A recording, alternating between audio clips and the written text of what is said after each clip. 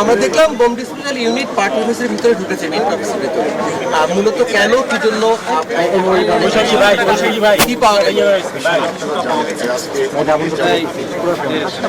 সাধারণ ছাত্ররা এই কোঠা বিরোধী আন্দোলনকে ঘিরে আপনারা জানেন হাইকোর্টের রায়ের আলোকে আবার সুপ্রিম কোর্ট আগের রায়টাকে অকার্য করে তারা 4 সপ্তাহের এবং সাধারণ ছাত্রদেরকে ক্লাসে যাওয়ার জন্য মহামান্য সুপ্রিম কোর্ট নির্দেশনা প্রদান করেছে। কিন্তু আমরা দেখলাম এর কয়েকদিন পরেই সুপ্রিম কোর্টের নির্দেশনা একটি গ্রুপ তারা বিভিন্ন জায়গায় বসে তারা এক সরকারের স্লোগান দিচ্ছে, অন্যদিকে তারা গাড়িতে আগুন লাগাচ্ছে, রেল লাইনের স্লিপার তুলে ফেলছে, মেট্রো রেল বন্ধ করে দিয়েছে। আমরা গোয়েন্দায় চাকরি করি, আমরা কিন্তু নিবিড় পর্যবেক্ষণ যে এই আন্দোলনটাকে কোঠা বিরোধী আন্দোলনটাকে অন্যদিকে ধাবিত করার জন্য একটি চক্র একটা গ্রুপ তারা বিভিন্ন সময় অর্থ দিয়ে, কেউ পানি দিয়ে, কেউ লাঠি দিয়ে, কেউ অস্ত্র সরবরাহ করে তারা এটাকে এই পরিস্থিতি থেকে ঘোলাটে করার জন্য তারা চেষ্টা চালাচ্ছে।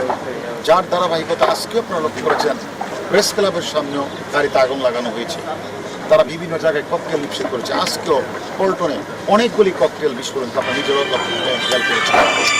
আমার কথা হলো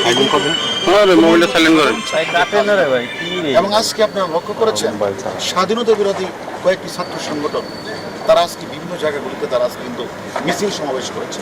তাহলে এখানে কোঠা বিরোধী আন্দোলন চলছে, মহামান্য হাইকোর্ট একটা নির্দেশনা প্রদান করেছে 7 তারিখ তার রায় হবে, সেখানে এটাকে অপেক্ষা করে কে বা কারা এটাকে মানে ভিন্ন খাতে প্রভাবিত করার যে একটা অপচেষ্টা, তার ধারাবাহিকতা আজকে আমরা এই অফিসে এসেছি। এখানে এসে আপনারা যেটা আপনারা নিজেরা দেখেছেন প্রায় 100-র উপরে আমরা ককটেল পেয়েছি, সেখানে পেট্রোল 5-6 বোতল পেট্রোল আমরা পেয়েছি, তারপরে 500 লাঠিসোঁটা 2-3টা রুগী ছিল, 500 লাঠিসোঁটা ছিল, 60টা দেশি বিদেশি অস্ত্র ছিল এবং আমরা মানে ছাত্রদল এবং তার অঙ্গ সংগঠন আমরা প্রায় 7জনকে আমরা গ্রেপ্তার করছি। এর মধ্যে একজন হলো তারা অনেকে দৌড়ে পালিয়ে গেছে, তার মধ্যে একজন ছাত্রদলের সাবেক সভাপতি শ্রাবণও রয়েছে।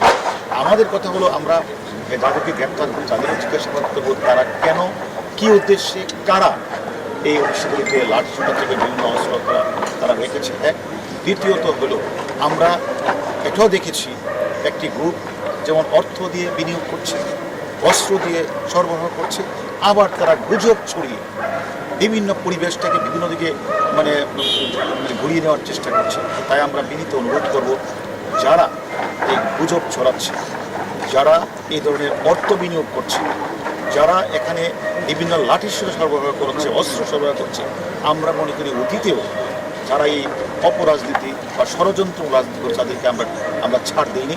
আমরা মনে করি এই আন্দোলনকে কোঠা বিরোধী আন্দোলনকে ঘিরে যারা এই অপরাজনীতি, যারা ষড়যন্ত্রকারী, যারা এই কাজটি করেছেন, আমরা মনে করি তাদের সকলের নাম আমরা পেয়েছি, তাতে আমরা শীঘ্রই গ্রেপ্তার করব। তার মানে আপনার বক্তব্যে এটাই স্পষ্ট যে এই আন্দোলনে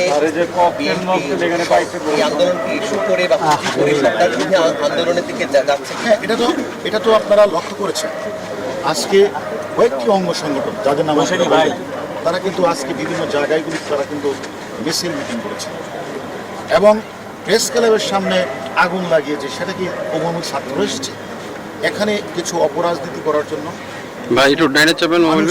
যারা রাজনীতিকে ভিন্ন খাতে নেওয়ার জন্য তারা এই কোমলমতি ছাত্রদেরকে ব্যবহার করে তারা এই বাংলাদেশের বিভিন্ন স্কুল প্রতিষ্ঠানগুলিতে তারা ভাঙচুর চালাচ্ছে, অগ্নিসংযোগ করছে, রেলের স্লিপার তুলে দিচ্ছে, মেট্রো বন্ধ করে দিচ্ছে।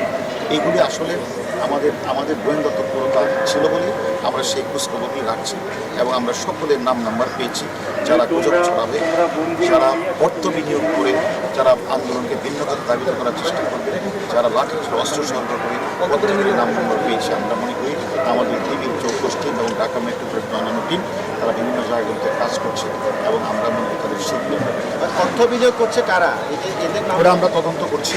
আমরা আমাদের কাছে এটা আমরা এখন এই তদন্ত সূত্রে বলবো না, আমরা শীঘ্রই আমরা কতজনের তালিকা পেয়েছি শুনছিলাম যে লন্ডন থেকে একজন নেতা, তিনি আমরা সবকিছু এই মোবাইল চালান এই আপনি মোবাইল ঢুকেছেন কে আমরা তো আরো মোবাইল ঢুকেছেন কে আপনি আমরা ডিস্টার্ব